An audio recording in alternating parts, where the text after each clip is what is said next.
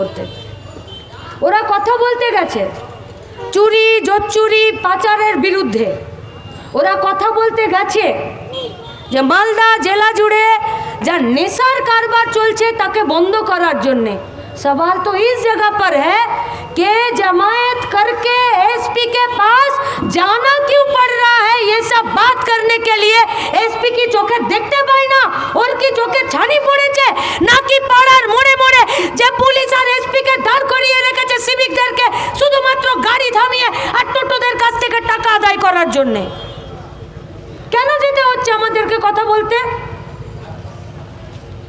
Barricade একটা করুক আর পাঁচটা করুক, সেটা কোনো বিষয় নয়। কিন্তু মমতা ব্যানার্জি পুলিশ মন্ত্রী তিনি বলছেন যে আমরা উপর থেকে বলছি পুলিশদেরকে যে তোমরা চুরি করো না, কিন্তু নিচের তলার পুলিশগুলো আমার কথা শুনছে না, এরা চুরি করছে, এরা লুট করছে। তাই যারা রাস্তায় দাঁড়িয়ে আছেন খাকি বর্দি পরে, আমরা আপনাদেরকে সাবধান করে দিচ্ছি কোনো লিখিত অর্ডার ছাড়া কোনো সুপিরিয়রের মুখের কথাতে কাজ করতে যাবেন না। ওরা ঠান্ডা করে বসে থাকবে, আপনাদেরকে সিভিকদের মতন বলির পাঠা করে দেবে। ভার্বাল অর্ডারে কাজ করে নেবেন আর আপনাদের বসেরা ঠান্ডা করে বসে থাকবেন।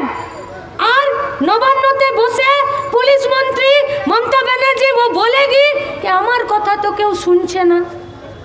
আমি তো বলে দিচ্ছি পুলিশকে যে চুরি করো না, আমি তো বলে দিচ্ছি পুলিশকে যে তুমি অন্যায় করো না, তার মানে আপনার কথা পুলিশ শুনছে না।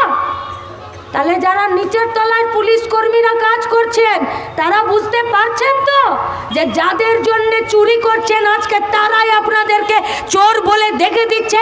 পারবেন তো মানুষকে নিজেদের ভিলেনে পরিণত করে দিয়ে নিজেরা বেঁচে থাকতে? আজকে মানুষের কাছে আপনারা সব থেকে বড় ভয়ের জিনিস। পুলিশ আজকে গোটা জেলার গোটা রাজ্যের সাধারণ মেহনতি মানুষের কাছে সব থেকে ভয়ের জায়গা হলো পুলিশ আর থানা।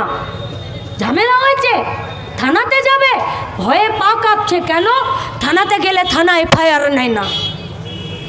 একটা হকারে ঠেলা দিয়েছে, দূর থেকে পুলিশ গাড়িকে দেখছে, ভয়ে থরথর করে কাঁপছে যে পুলিশ চলে এলেই বোধহয় আমার ঠেলাটা তুলে দেবে। একজনা রেপ হয়েছে, সে যাবে পুলিশকে এফআইআর করাতে, পুলিশ তাকে রেপ কেসই দেবে না।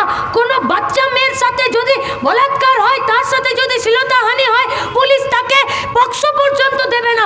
তার জন্য পুলিশের সাথে মারামারি করতে হয়। কোনো বাচ্চা যদি মরে যাচ্ছে তাহলে তার ময়না তদন্তটা পর্যন্ত জোর জবরদস্তি করে কোনো রকমে গুটিয়ে